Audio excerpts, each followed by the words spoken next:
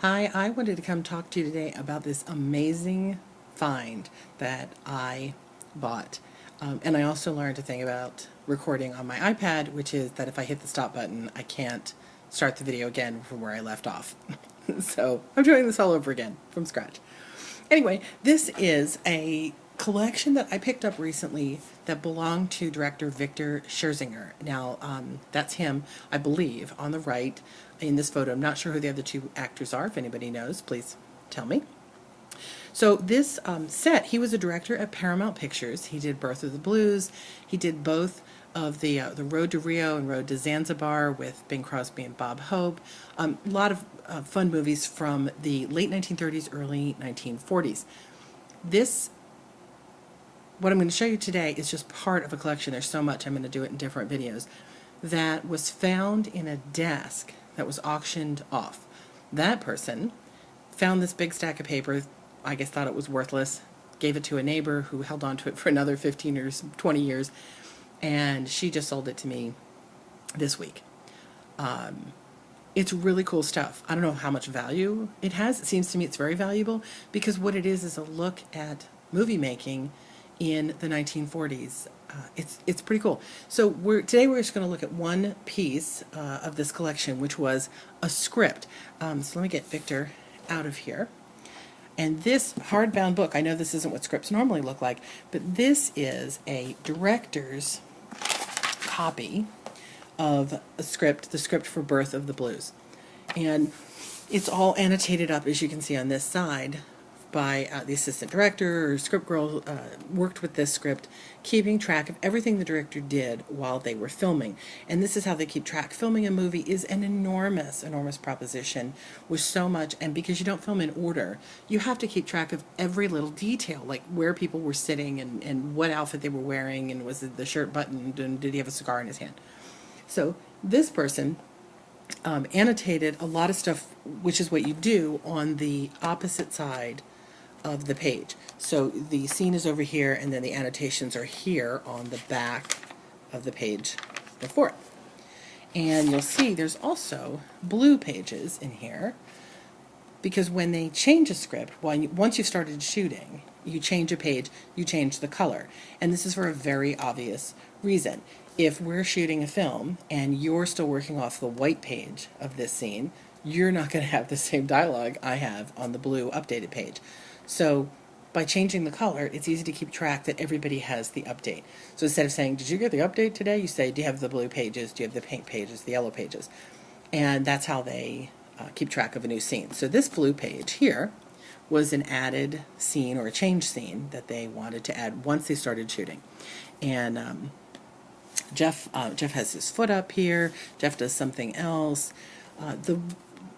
The sad thing about the annotations is that an awful lot of the annotations in here were done, let's see if I can find some, in shorthand.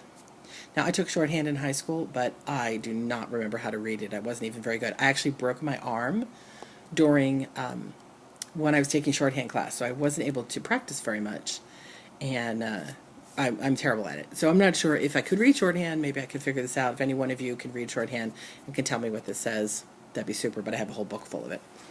And then lots and lots and lots of notes on every page.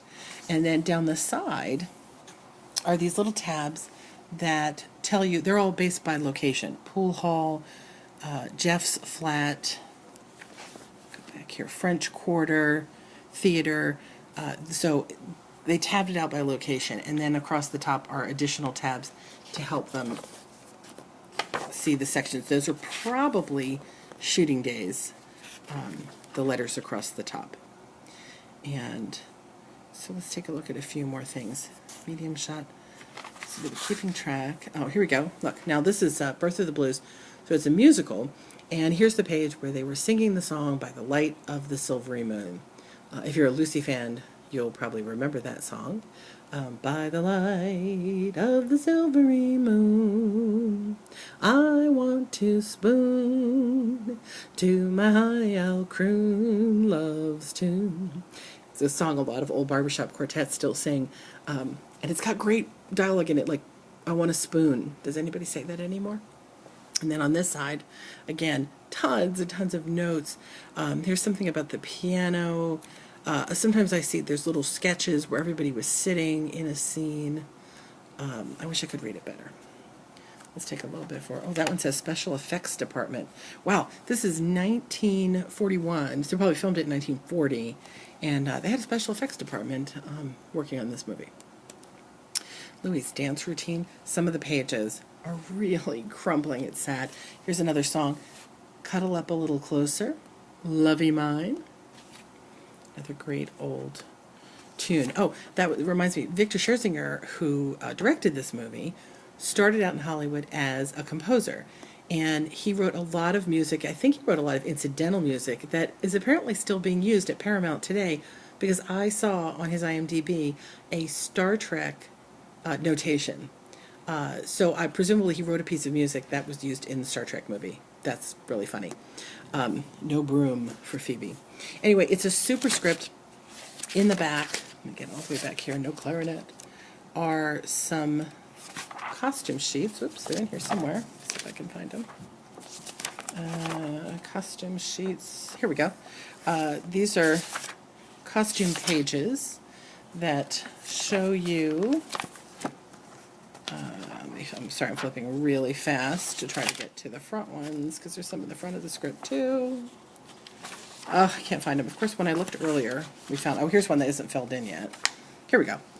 So we have like Jeff and then his costuming for what he was wearing in the movie. And let's just look at one last page really quick. I just saw it. It's a huge piece. It's got so much stuff. So right here at the top, it says, this script is the personal property of Paramount Pictures, provided for your use and convenience. Please treat it as private and confidential and make sure it is not lost or stolen or left in any place where it may get into wrong hands. If you do not care to place it in your personal file when you're finished with it, please return to Stenographic Department, second floor, Writer's Annex, Birth of the Blues. And remember, this is long, long, long before we had not only computers, but copy machines. That's my husband trying to walk quietly through, and I don't know, he's throwing things behind me. So the first take of this was interrupted by the mailman ringing the doorbell. I should have just let that one go. Anyway, so long before copying, so we had a stenographic department, which was a room full of just hundreds and hundreds probably of women, probably all women, who just typed all day long. Because remember, this is just the director's copy. They had to make a copy of the script for everybody in the movie, everybody who worked on the movie. That's hundreds of people.